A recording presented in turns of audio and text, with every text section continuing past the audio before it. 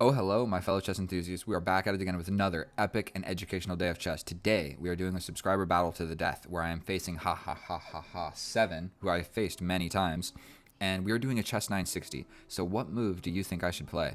The answer is we copy the opponent because that's what Magnus Carlsen does. So, we're chilling. So, we follow the opponent's pattern for like 2 or 3 moves. The bishops, when they're like this, I'm not even going to pretend to know anything about chess 960. I'm going to be straight up with you. But if you would care to play one of these games, there's 2 options. Simply subscribe and let me know, or pay the non-refundable $1,000 fee to play one of these games. So the choice is yours. Subscribe, it's free, or $1,000 non-refundable whether you beat me or not. And so let's just hop right into the action. And if you see from our ratings from the side, we both suck at this. So I'm just going to do this and try and open up my bishops. That's the immediate idea here. We're also playing a casual 5-minute +5. And so I see a way to win a pawn immediately if nothing is done about it. Will that win a pawn? That will not win a pawn. And so castling in this method, I have already kind of ruined this side of the board. So more likely than not, I will be castling this way.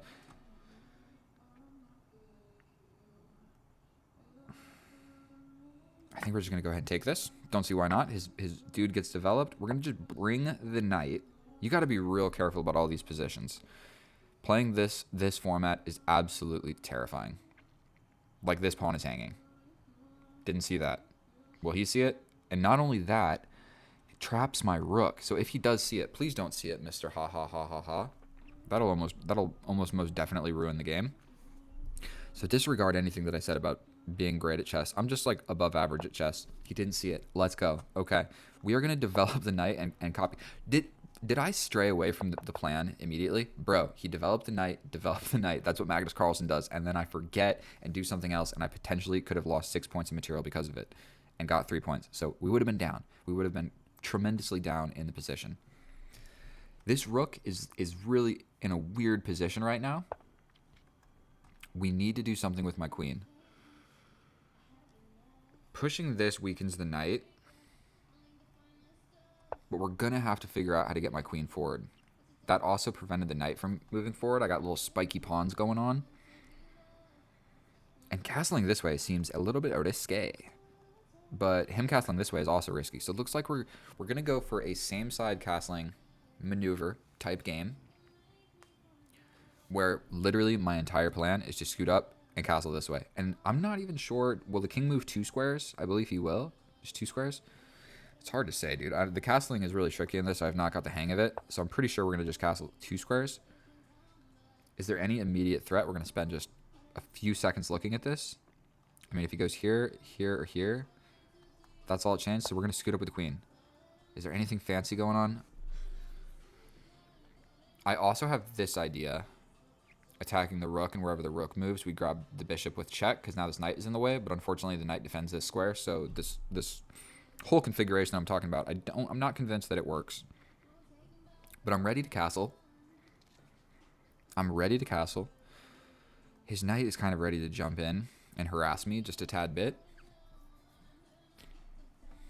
But I like my position. He wants this? What did that do? We castle.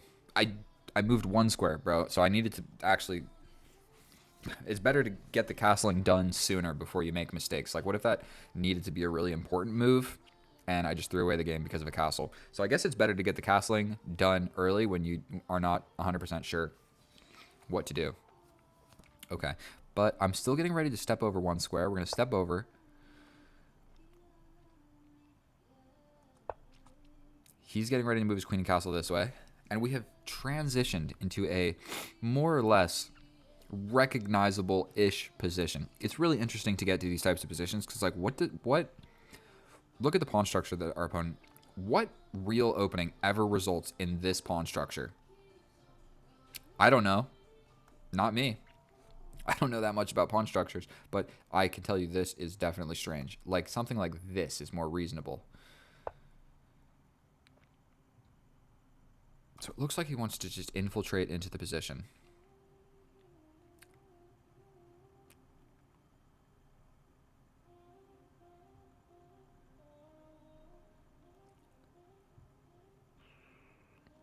I can jump forward with this. I can also just attack. And then we have a similar pawn structure. Then that leaves this pawn kind of silly. And he's just going for this. And if he gets in, so we're going to just scoot up and just take that idea away. Because we didn't want him jumping in and jumping in like this. Actually, would that have just won my bishop almost? Like, what would I would have been fine, but I would have lost my bishop. I would have lost my bishop for a knight. And our opponent has sunk deep into the tank. Now, we have played a fair bit of bullets, so I'm not too worried about our opponent's clock here. I know that he's capable of playing bullet. With 5-second increment, we normally play 0 plus 1. So, and if you're ever wondering, most of my bullet videos, I filmed a lot of them with him. And so if you ever want to just film these bullet videos, just subscribe and message me. That's like the only requirement. This knight is in a beautiful square. I think we essentially have to kick him out. We just got to look at his moves forward. Man, my errors are so bad. I mentioned this in another video, but I work in finance, and so I work on a different computer with a different mouse. Everything's different. It's a smaller computer with like, there's 3 monitors, 3 screens. This one's got 2, but I'm only using 1 right now. Like, I'm using the other one for the streaming stuff, but this one is for the chess. Just kidding. I got Stockfish over here. But dude, it really throws you off. You use, you know, a different mouse for 30 hours and then come and use this one for the first second. It feels like getting off of a trampoline. And when you walk and you're like, you know what I mean? You know what I mean? Okay, what's he doing with his knight? Just step back, bro. What's his Wi-Fi? Yeah, just step back. I would like to push forward, but he's literally just going to get back into the position. So maybe this is the new idea. We're not going to think about it for too much, but this adds a defender to the knight, and it gives me an idea of like rerouting like this. I can jump in right now, but we're worried about him moving. So that's not incredibly fun.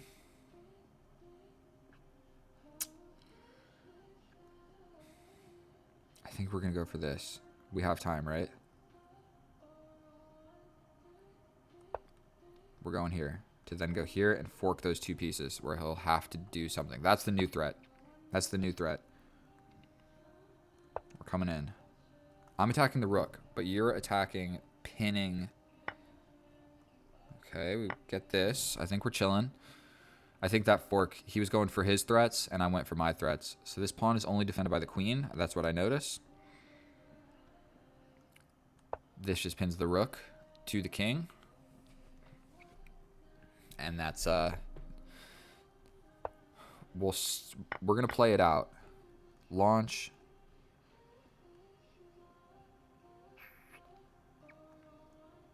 I think that just makes sense. I'm going to try and play quick because I'm not going to just, like, waste your guys' time here. We also have this check. I mean, he can get away and be pretty safe, but I'm trying to get into the position. We're into the position, baby. If this knight moves, then that undefends this pawn. So we can be really just shameful. I don't think there's a checkmate or anything. I mean, I can just grab this. No, I can't. It's defended. Trading off everything into a winning endgame is not the most fun way to win a game of chess, but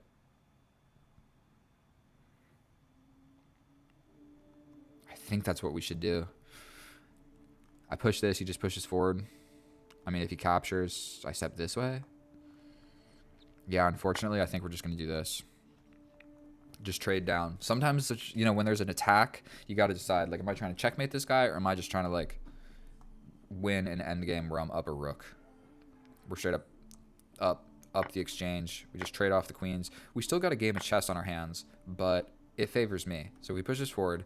Take, take, take, take, take. I think we just go for this.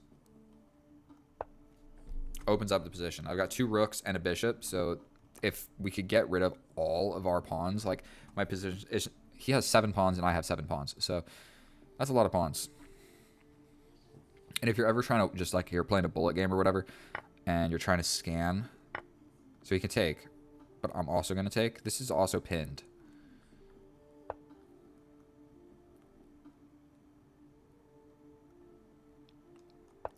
We push? I was just talking about trading off pawns, but I go ahead and I play a move like this.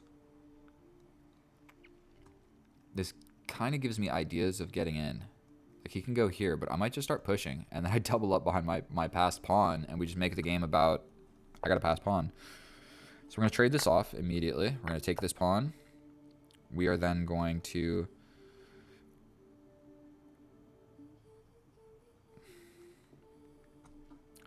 Patience. If I step over here, what am I going for immediately? He's got this, but I can step up. So maybe we just play this first. I don't think there's any huge... I'm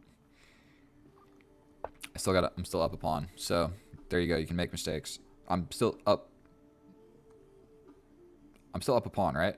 Yeah. So even after that, I mean, that's obviously the best move. We're going to step over here. Now you've got to trade. And we're going to lose this pawn because his king is really close to it, and he's bringing the rook. So he steps in, he touches the pawn. I completely just threw this away to a draw. You can go here, but then I step forward. We step forward. Take. I step in. Defend. I step in. He plays this. He can play this, but I can take. This draws the king away. I step in. He goes here. And it's hard to calculate who's winning this race. If he plays this, I step in, then I win this pawn. So he has to defend. Now I'm touching this pawn. So he can come in. Here. He's going to capture here, then here, and promote here. So that is going to be the check. So stepping here should be fine. And I'm pretty sure it's just I win this race. Yeah. Like, look, his pawn hasn't even moved yet. And this is the one you want to promote because the king is in front of this one. So it's just lost, but we'll run through it real quick. So I go ahead, get this.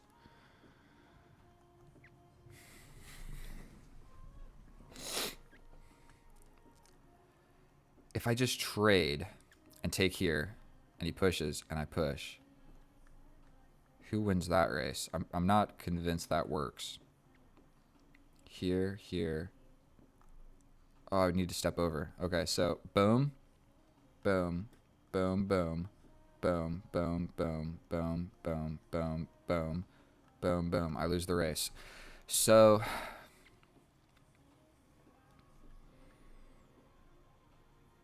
there's probably a million different ways to win this.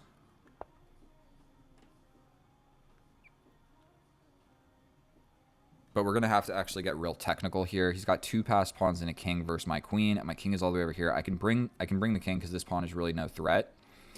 So the priority is to, prevent the promotion and trade off so that my king is close enough to this one that I can make a passed pawn over here. Is basically how we're going to do this.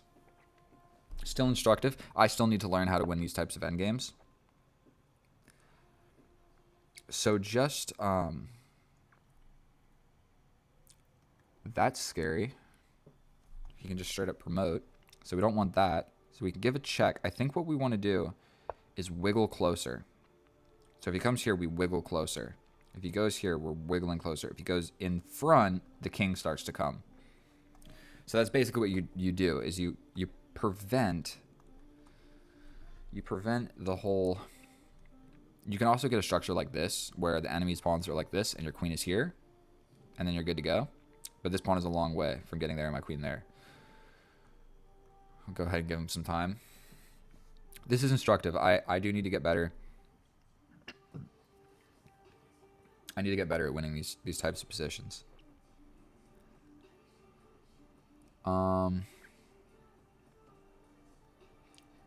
We give this check, and we win the pawn.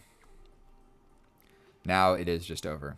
And the way we do this is we take this pawn, he goes here, we step over, and basically once our queen is on this file, he can never make me move to promote the pawn. Now, oh, what did I just do? Pulling up some stuff. I don't think that any of that was super accurate. I definitely hung a bishop, but he did too. So I was completely winning, but luckily I was up a pawn, and I was able to convert it into just a winning endgame. Let's look at this. Oh yeah, this completely crushing, and then like 4 moves later, Literally, I'm like, oh, he's blockading my pawn, obviously. I was worried about this. I did not even for a second think about, oh yeah, all of my important everything are on dark squares, and he's got a dark square attacker. Didn't even think about it for a millisecond, and then this happens. But luckily, this. Now, in this position,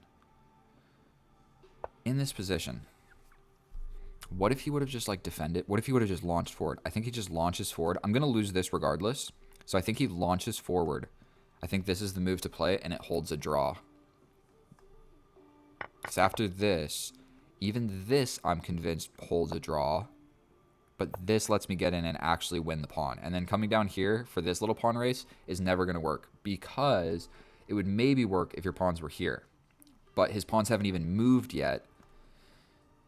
And you got to realize he's capturing this one first and then capturing this one. So this is the promotion pawn. So when you look at this, the king is going to capture this, then capture this. Never the other way around because he can't. So the king is always going to end up on this square. So this will be the closed file, and this will be the open file for the new one. So you look on this diagonal if I'm playing black.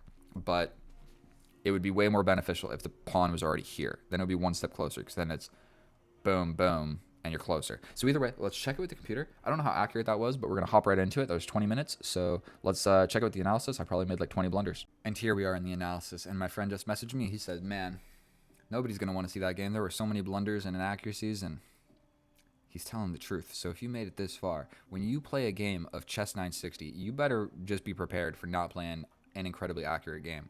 And so 85% still not the worst. I've played games before that have 14 inaccuracies. 14 inaccuracies is my personal best. And so 3 blunders is, actually pretty bad, but it is what it is. So we hop right into it. And I pointed out one of the blunders. So essentially 2 of the blunders. This was, I said, what you do is you copy Magnus Carlsen. And what does Magnus Carlsen does? He copies the opponents for at least 2 moves. Normally, most cases, with the black pieces, you copy. When you're playing the white, you got to obviously make up your own stuff. So what am I supposed to do? And look what Stockfish is saying. Bro, it's saying copy. And then what's white's best move? Black's best move? Not to copy, but one of the best moves is to copy. So the copycat method works really great in this variant. And the reason is, look at this. I'm just hanging my bishop. So he just comes in and he just gets my rook. And you got, like, when the chessboard is set up normally, everything is defended. There's only one pawn. Your f7 pawn is only defended by your king.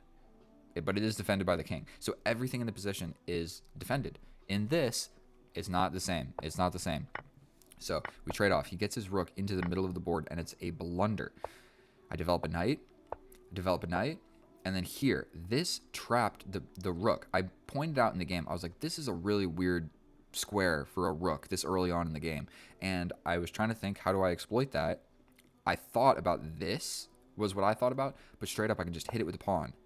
It's saying the best move is to take the knight, but look, he can't go here, my knight takes it. He can't go here, my pawn takes it. He can't go here because my knight takes it. So the only other move other than giving it up is to go here.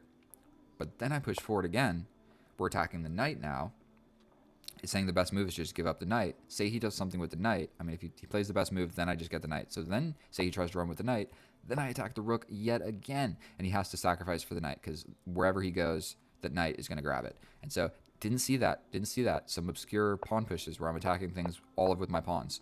And so, we castle, and we have a more or less, it's equal-ish. There's definitely more fluctuations playing this. He says on the side, I'm studying this game on some Lichess link. Okay, but check it out. We got an equal position. Knight comes in. He pushes this, but my fork, my threat is greater than his. What he's planning is to move the knight and push this pawn and replace it attacking my pinned piece because I can't move it because he'll win my queen. So he does have 2 attackers, but I have 2 defenders. So his plan is to make the knight actually move. Unfortunate for that is I can attack both of the pieces applying all that pressure. And so he takes, I take. And then of all the places to scoot back to, the best move. Do you guys see that? It was saying this was the best move. Lose the rook. You have a -4 position. Now just watch as I effortlessly throw this away to a draw. We give a check. We get into the position. I am cooking. And so what this did, that was actually the best sequence other than breaking in the center here. You can break in the center and just go for this and then get my pieces involved. But the far easier and human thing to do is say, I'm up the exchange, I'm winning, let's just trade off some stuff. Boom. Then I play the best move. We open it up. I'm supposed to just capture and get his knight over here, because once that happens, I've got 2 open files with my rooks. So after this capture, his knight comes in, but bro, I'm in the position. And for whatever reason, I decided, no, let's make a pass pawn. Let's make a pass pawn. And this pass pawn turns out to be a weakness later. So we trade. He loses that pawn. And bro, I cannot explain to you how I did not see this. I saw losing my pawn in the corner. Stepping over either way with the king is one of the best moves. I mean, it avoids this. I did not see it. I literally only thought about what do I want. And you need to think, like, what are the moves forward for the enemy? What are his moves forward? And it's only this. This guy can't move forward. So it's only this guy. I only need to look at one piece. And I only have 3 pieces to really look at. And all I looked at was this pawn over here. So I doubled my rooks. I scooted the pawn. That's what I did. I scooted the pawn. Complete blunder. We pin it. I step over. And now, no rush. Wise by our opponent. No rush. We know that it's an endgame, and he wants to bring his king to this square. So this is still happening. I still have to do something about that pin, and there's nothing that I can really do about it. So he can bring the king. So he brings the king. And I wanted to avoid the pin. I mean, I'm losing this regardless, so stepping over didn't save this pin. Like, getting out of the pin didn't make a lot of sense. I'm going to get out of the pin when he takes. And so I stepped over here, which is still on the back rank. I needed to step forward because we're one step closer to getting into the action. I step over here. Inaccuracy. Throw it away to a draw. Throw it away to a draw. What he needed to do was immediately step in. I probably would have stepped back to maintain this. And it's just a draw. Now, are we still... He's winning after this. Oh my god. So I couldn't even have taken back like that. Because he's too active. My king isn't active. So I threw it away to a draw. After this, he needed to step in. But, I mean, naturally, stop the pass pawn makes a lot of sense. If he stepped in, it's still a draw. Because I can't take back when he takes back, because then his king is too close to the center. So I would essentially have to go for a different plan of capturing pawns and just completely abandon this one in the center of the board and bring my king later. So none of that happens. We step up. Very brave. And in this position, it is not a draw. It's 0.8. And 0.8 is not a draw. If it's like 0.2, still a draw. But 0.8, not still a draw. Trade. And the reason this is losing is because I'm getting in. I'm getting in. And I'm attacking your stuff first. So my king is attacking and your king is defending. And if we get into any type of zugzwang, I'm the one with moves. And you're the one that has to stay defending things. And the king can't defend one pawn from too many squares that is also being attacked by a king. And so we step in. Oh, very unfortunate. He wins the pawn, but he steps away from the important stuff. I step in, and I grab. I grab, and we push this pawn all the way until it's a queen. We go ahead and give a check. He steps away. I could scoot closer and cover the promotion square. I could also give this check. What did I choose? I give this check. And my idea was to do this. Boom, boom, boom. And then, like, bring this. And you'd have to start pushing this pawn. Like, just do the zigzag technique to get closer. My queen is quite far away. It says that I'm still fine to even just take this. That's scary. Take this and just allow him to get a queen? I don't think so. And then trade off into another winning pawn and king endgame? No, we're not doing that. We're going like this. And we get into this position here where I simply just work these pieces. Now, say he would have played the best move. This is what I was going for. We get closer. He goes here. We step over. He steps away. We come in and touch it. If he goes here, now he finally has to step away or step behind it. He steps behind it. We can capture here, and we have a new one. If he takes here, I mean, it gets a little bit tricky, but I'm going to win this. I'm going to win this every single time. So I know there were a lot of blunders.